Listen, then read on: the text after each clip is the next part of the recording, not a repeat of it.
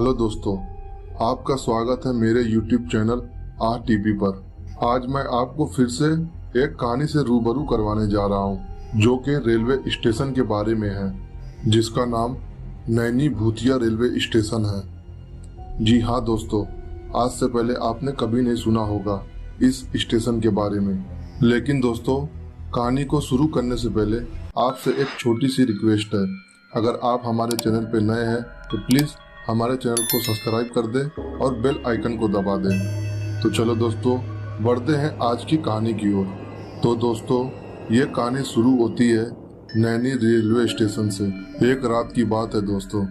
रात के ठंडी ठंडी हवाओं के बीच एक आदमी उस स्टेशन पे अपने बैग को लेकर खड़ा था।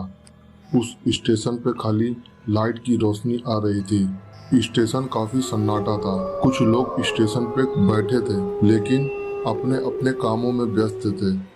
कोई अपने बच्चों को संभालता, कोई अपने मोबाइल में लगा रहता और कुछ बच्चे स्टेशन पे खेल रहे थे। लेकिन दोस्तों, तभी अचानक उस आदमी ने एक आवाज सुनी। वो आवाज घरघराहट जैसी आ रही थी और धीरे धीरे वो आवाज और करीब आ रही थी। स्टेशन पे खड़ा वो आदमी हैरान था, आखिर अचानक ये आवाज तेज कैसे होते जा रही है। फिर उस आदमी ने आवाज की ओर धीरे धीरे बढ़ने लगा। उसने देखा कि वो आवाज एक पुराने कुर्सी के पास से आ रही थी। पास जाकर देखा तो वहाँ पर किसी बच्चे की आवाज आ रही थी। अचानक वो बच्चा वहाँ से गायब हो गया। लेकिन दोस्तों, वो आवाज आना बंद नहीं हुआ। तो उसने नीचे के ओर देखा। उसने देखा कि वही बच्चा जो डरावनी आवाज निकाल रहा था वो कुर्सी के नीचे आ गया। जब वो आदमी उसके करीब गया तो बच्चा अचानक वहां से गायब हो गया। लेकिन दोस्तों, उस आदमी के दिमाग में एक ही बात चल रही थी, आखिर में ये सब मैं ही देख रहा हूँ या और भी कोई देख रहा है। उसके दिमाग में यही बात चल रही थी।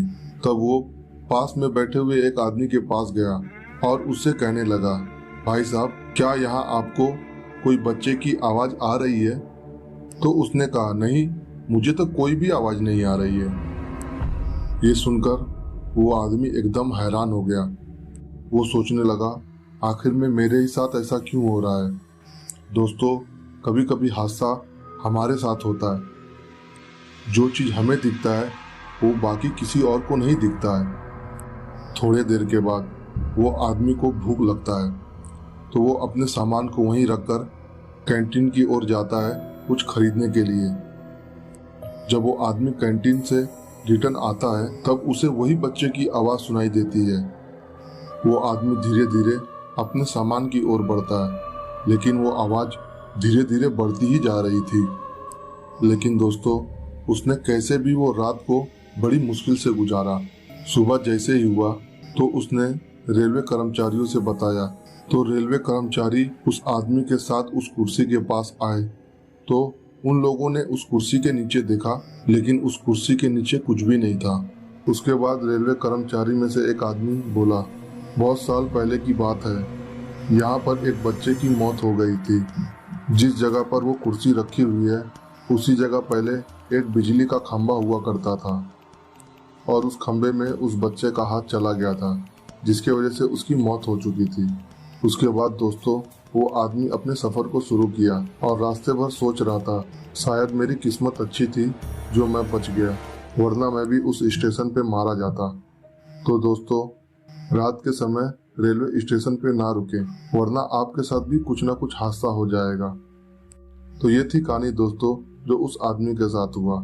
मुझे मालूम है ये कहानी डरावनी नहीं थी, लेकिन दोस्तों ये एक रियल स्टोरी है जो कि नैनी स्टेशन पे हुआ था। तो ये कहानी यही समाप्त होती है दोस्तों, और मैं अंसारी रहमान आपसे विदा लेता हूँ। फिर मिलता हूँ अगली कहानी को लेकर। जब तक आप अपना और अपने परिवार का ख्याल रखें।